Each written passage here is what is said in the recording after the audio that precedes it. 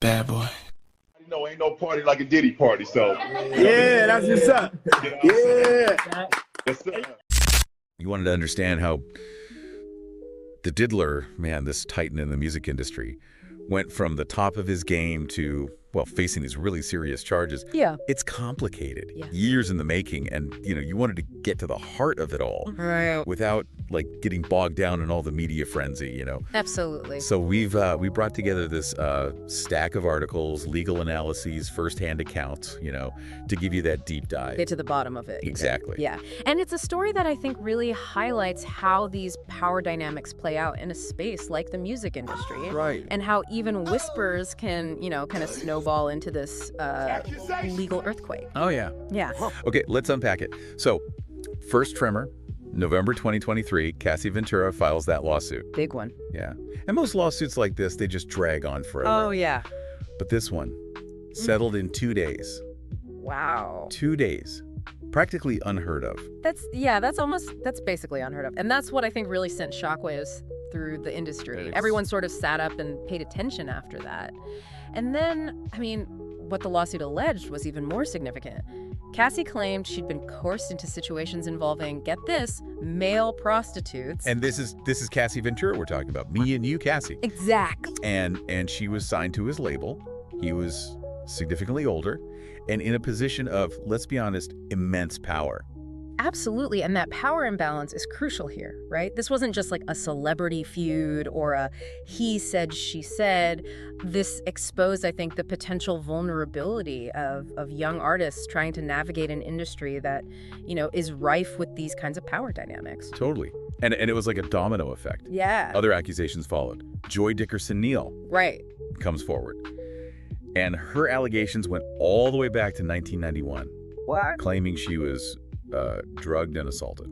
And each of these accusations taken individually, right, might have been met with, skepticism, denial even. Sure. But together they started to form this very disturbing pattern. Yeah, and this is where the Adult Survivors Act comes in, right? Because some people might be thinking, why are these accusations surfacing decades after these alleged incidents? Right. And it's because of this act, this temporary legal window that allowed victims of sexual abuse in New York to come forward, regardless of how much time had passed. It was huge, and I think it was really a game changer, particularly for those who felt, powerless to speak out against powerful figures. Yeah. Think of it like this. It gave a voice to those who had been silenced for years, really important. And then there's Liza Gardner's case. She accused not only the Diddler, but also Aaron Hall of assault, claiming they choked her unconscious. Wow. Now, initially she filed as Jane Doe, but recent evidence came out. Okay. And it gave her the courage to come forward publicly. And I think what's really interesting here is how these individual stories, each horrifying in its own right, start to paint this bigger picture, right? It's no longer just about isolated incidents. But a potential pattern of behavior. And that's when the ground really starts to shake for someone like the Diddler. You know what I mean? Yeah. And it wasn't just the legal stuff. This is where we see those accusations start to hit the Diddler where it hurts. His empire. Right. This carefully crafted image. Exactly. It really shows you how quickly, public opinion can shift. Oh, yeah. And how even, a titan of industry like the Diddler can be vulnerable when people start questioning things. Totally. So first, the business fallout. He steps down from Revolt, his media company. Huge. Right. And then the brands start jumping ship. And we're not talking like small-time endorsements. We're talking Sean John, his clothing line. Wow. Ciroc, the vodka brand. He was synonymous with Ciroc. Yeah, and these brands, they understand the power of association. For sure. Staying connected to the Diddler, even with the allegations still up in the air. Yeah. Huge reputational risk, and I think their actions really demonstrate how seriously these accusations were being taken, even then. Absolutely. And then, March 2024, things get really real. Feds raid his properties, Miami and Los Angeles. And we're talking Homeland Security here. This is no ordinary audit. No, this is a big deal. And the fact that they were looking for evidence of sex trafficking, that's huge. Okay, so you said sex trafficking. For those who don't know, what does that actually mean in this context? So we're not just talking about assault here, right? We're talking about a pattern of of manipulation and exploitation. For using people? For commercial gain, exactly. So the feds weren't just looking into, like, individual incidents. They thought this could be an operation, yeah. Something more organized, more systemic. And then, adding fuel to the fire, you have the arrest of Brendan Paul. Allegedly involved, let's just say, in some of these activities, the alleged associate of the Diddlers. Right. The alleged drug mule. Right. And, his plea deal, while it doesn't directly implicate the Diddler, it definitely adds to that sense that authorities are building a case. They're connecting these dots. Yeah. And then the video. May 2024. I ain't gonna lie, I'm getting Footage cooked. leaks of the Diddler physically assaulting Cassie Ventura. And this wasn't some, grainy cell phone footage. This was clear hotel surveillance. And that changes things. Oh, absolutely. I mean, it was undeniable, and it opened the floodgates. More accusers come forward. And these weren't just like reiterations of earlier claims, right? These were New details, yeah. A more complete picture starts to emerge. More disturbing, too. For example, Grace O'Marquet, she files a lawsuit.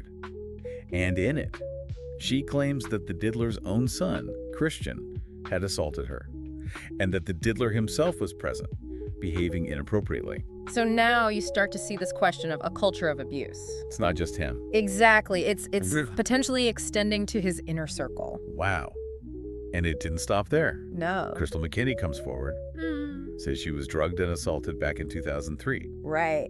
Then April Lampros, she claims the Diddler pressured her into a sexual situation with Kim Porter, his partner at the time. It's just striking how these accusations, they span decades. Wow, right? Different people, different situations, but there's this disturbingly similar theme. It's not just random incidents anymore. No, it starts to feel like a pattern, a deeply troubling one. And then they just get, more serious. Amir Prince, Modem 80, remember him? Yeah. He goes on social media, accuses the Diddler of assault, details this horrifying encounter. And that's the thing about social media in these situations, It gives a voice to people who might not have had one otherwise. Right. They can share their stories and maybe even connect with other survivors, Adds a whole other layer. Yeah. And then there's the Derek Lee Cardello Smith lawsuit. Yeah. This one's wild. The judge actually enters a default judgment against the Diddler. Wow. For $100 million. $100 million. That's almost unheard of to see a judgment like that, especially in a case this big, this high profile. Really speaks to the evidence that was presented, at least in that court. It's a staggering amount, that's for sure. Oh, and we can't forget Dawn Richard.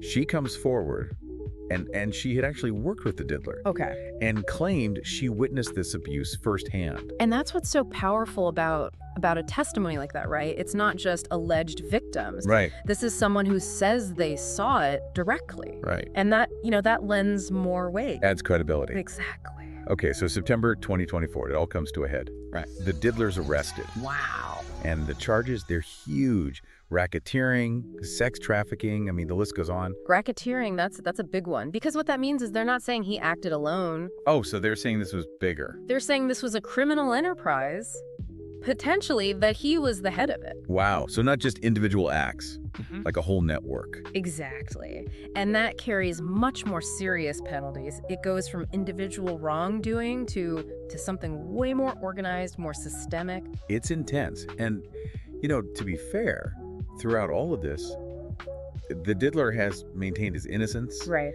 His lawyers, they're fighting hard. They're saying that, it was consensual. They even use the term, get this, freak-offs. Freak-offs. Yeah, and that he's being unfairly targeted. But come on. It's a lot. It's a lot to come back from. Yeah, with this many accusations, with the investigation still going on, it's rough. It really makes you think, how could someone build this empire, this whole image, while allegedly hiding something so dark? It's a story about ambition, for sure.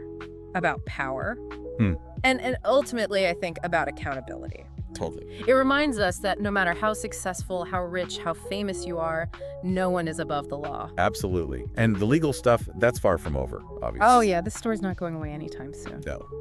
But the conversations that started about power, about accountability, especially in the music industry, I think those are going to keep going long after the verdicts are in. So we wanted to take a deep dive into the downfall of the Diddler. From that first lawsuit to the arrest, It's been a wild ride. Shocking accusations, serious legal battles. We wanted to cut through the noise, give you a clear picture of what's going on. But facts. Exactly, what we know. Now, like we said, the legal system, that'll decide what ultimately happens, but we hope this deep dive gave you something to think about. Please, whatever.